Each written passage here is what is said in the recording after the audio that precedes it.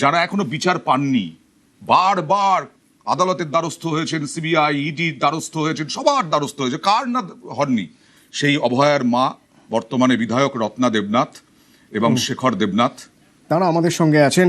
আসলে এই বারুইপুর কোথাও একটা ভরসা যোগাচ্ছে যে এত দ্রুত যেভাবে কেস মানে যারা আসামি বা বলা যেতে পারে যারা অভিযুক্ত তাদেরকে ধরা এবং তারপর রাতারাতি তাদেরকে ধরে ঘটনার তদন্তের গতিটা বাড়িয়ে দেওয়া, গতি বাড়বে খুব স্বাভাবিক, তার কারণ সেখানে মুখ্যমন্ত্রী নিজে দাঁড়িয়ে থেকেছেন।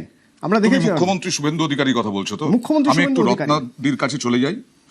যে মমতা বন্দ্যোপাধ্যায় এই 2011 সাল থেকে আজ পর্যন্ত, মানে পালাবদলের আগে পর্যন্ত যা যা বলেছেন ধর্ষণ নিয়ে, সেটা আমরা দেখাচ্ছি। আপনি দেখেছেন নিশ্চয়ই, কালকে মোমবাতি মিছিল বের করেছিলেন। হ্যাঁ, কি বলবেন? অত বড় একটা মোমবাতি নিয়ে কেউ কোনোদিন মিছিলে বের হয় না, আর উনি একটা সবুজ মোমবাতি নিয়ে মিছিলে বেরোলেন। তো আমার মেয়ে আরজিকর হসপিটালে ছিল, উনি স্বাস্থ্যমন্ত্রী ছিলেন, তখন উনি কেন রাস্তায় বেরোননি মোমবাতি নিয়ে?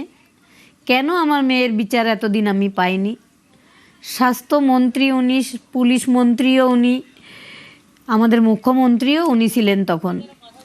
তো উনি কেন সমস্ত তথ্য লোপাট করতে চাইলেন? ওনার পুলিশের বলছেন যারা রাস্তায় বেরিয়েছিল, আমাদের জীবদ্দশায় দেখা সাধারণ মানুষ, তাদেরকে অনেককে ব্ল্যাকলিস্টেড করে দিয়েছিলেন। একদম, যারা নেমেছিল রাস্তায় প্রতিবাদ করতে, সবাইকে কিছু না কিছু কেস দেওয়া হয়েছিল, আর এখনো দেওয়া হয়। আর আমাদের এমন কোনো কটু কথা নেই যেটা শুনতে হয়নি।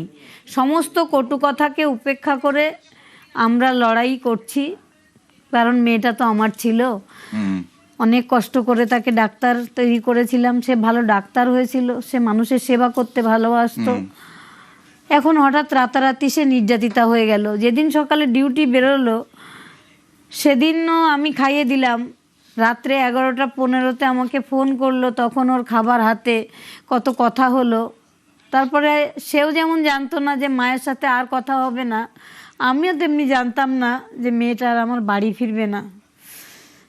এই 11 বছরের মেয়েটিও আর বাড়ি ফেরেনি না, এবং তার মা বলছেন যে যেরকম কষ্ট দিয়ে, যন্ত্রণা দিয়ে মারা হয়েছে, ভাবা যায় না একজন মানুষ কিভাবে একটা 11 বছরের মানে নাবালিকা, তাকে এইরকম নির্যাতন করে এরকম ভাবে মেরে ফেলতে পারে। তার মা কি বলছেন? ক্ষেত্রে একই রকম নির্যাতন হয়েছে, যেমন কামদুনিতে এত নির্যাতন সেটা মানুষ নিতে পারে না, এই 11 বছরের বাচ্চাটার উপরেও সেই আঘাত, এত অত্যাচার সে নিতে পারে না। এবং আমার মেয়ের যে বিভৎস মৃত্যু, সেটা তো সারা বিশ্ব তোড়পাড় হয়ে গেছিল। আমি একটু রত্নাদেবী এবং শেখরবাবুর কাছে জানতে চাইবো, একটা সময় ছিল যে সময় আপনারা জাস্টিস পাওয়ার জন্য আপনাদের মনে হচ্ছিল না সিস্টেমের মধ্যে ঢুকতে হবে, তার জন্য আপনারা লড়াই করেছেন। আপনারা এখন, রত্নাদেবী, আপনি একজন নির্বাচিত বিধায়ক, আপনার মনে হয় যে আপনি ঠিক পথে এগোচ্ছেন? এই পথে এগিয়ে যে পথটা আপনি দেখেছেন প্রশাসনের মধ্যে থেকে, যে বিচারটা পাওয়া উচিত ছিল সেই বিচারটা আপনি পাবেন, আপনার মনে হয় এখন? না, বিচারের আশা ছাড়া আমরা বাঁচবো কিভাবে? সেই বিচারটা আমার সবসময় ভরসা আছে যে বিচার আমি পাবই।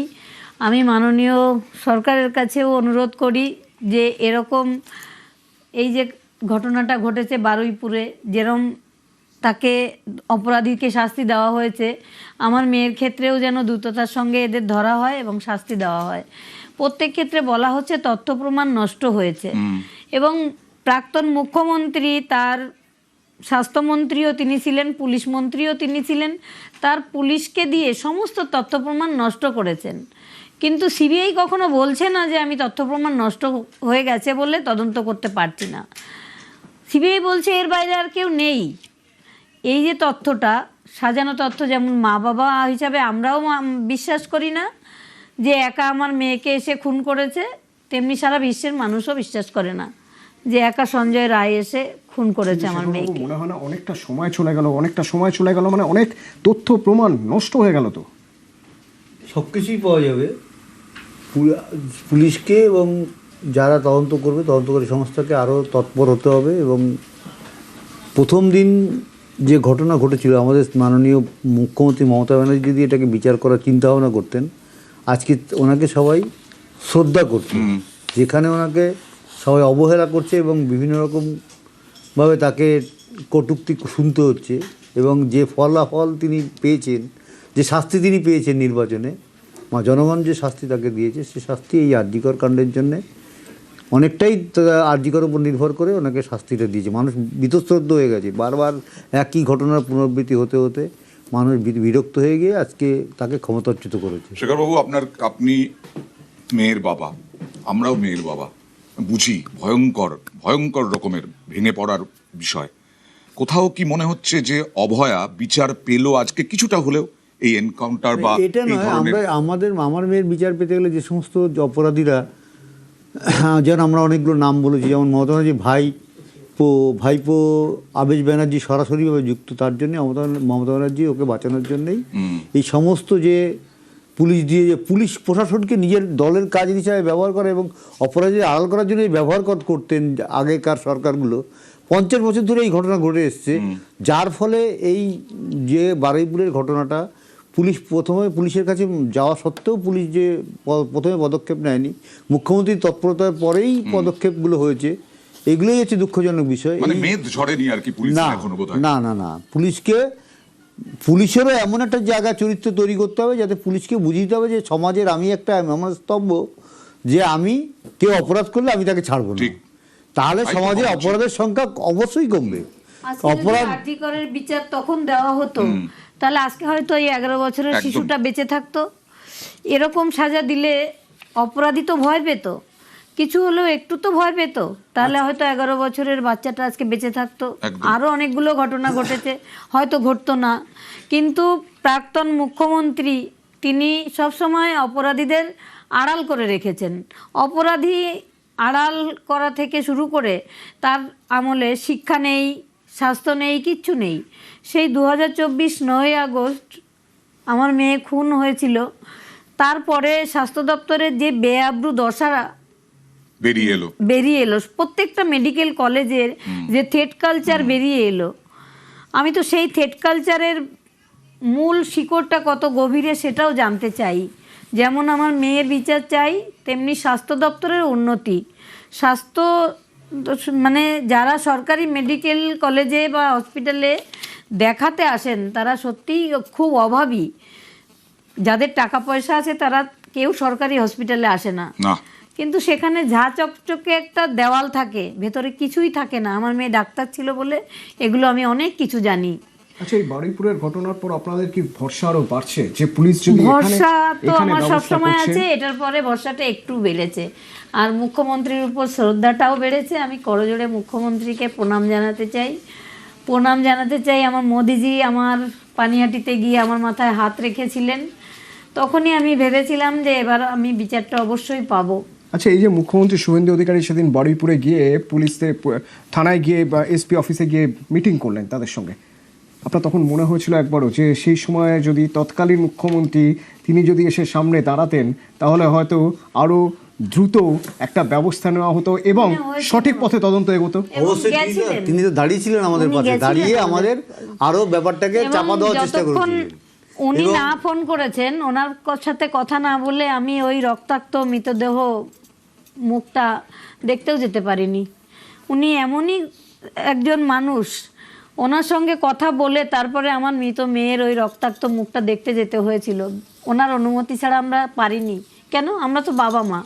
সে তো একটা হসপিটালে ডিউটি করছিল, আমরা ডেথ সার্টিফিকেটটাও পাইনি আমার মেয়ের। ওই স্বাস্থ্য সচিব নারায়ণ খবর দেওয়া হয়নি। সেদিন কি কথা হয়েছিল মনে আছে আপনার? হ্যাঁ, সব মনে আছে। ওগুলো কখনো ভুলি না, ওগুলোই আওড়াতে থাকি। চোখ বন্ধ করলে মনে হয় যেন মেয়েটা আমার কাছেই আছে। এগুলো কি ভোলার? জীবনে যতদিন আর বাঁচবো ওকে ছাড়া, কিন্তু ওকে সাথে নিয়েই আমি বাঁচবো। আর তৎকালীন মুখ্যমন্ত্রী দাঁড়িয়ে কি বলেছিলেন তখন আপনাদের? তখনকার মুখ্যমন্ত্রী কাছ থেকে জানি, শেখরবাবু বলছিলেন যে কিভাবে পাশে দাঁড়িয়েছিলেন তৎকালীন মুখ্যমন্ত্রী। পাশে দাঁড়িয়ে উনিও একটা কথা বলেছিলেন, আর 4 দিন মামলাটা আমি রাখবো, তারপরে না পারলে সিবিআইকে দিয়ে দেবো। তার মানে উনি আরও চাইছিলেন যেটুকু তথ্য প্রমাণ শেষ মুহূর্তে আছে, যেমন 14 তারিখের ভ্যান্ডালিজম না করে নিজেই আর কি করবেন, এই ধরনের ওনার আশা ছিল। কিন্তু সেটা ওনার ভাগ্যে হয়নি। 13 তারিখ আমরা সিবিআই পেয়ে যাই হাইকোর্টে। হাইকোর্ট 1 ঘন্টা শুনানিতে সিবিআইকে হস্তান্তর করে এবং হাইকোর্ট এতটুকু কলকাতার পুলিশের উপর বিষয় আস্থা না রেখে কোর্টের ভেতরেই কেস ডায়েরি হস্তান্তর করতে পারল সিবিআইকে। তার মানে কতটা অপমানজনক ছিল বিষয়টা, যে বিনীত গোয়েল আদালতে ক্ষমা চেয়ে তার অপরাধ মুক্ত হলেন, একজন সিপি আদালতে ক্ষমা চাইছেন।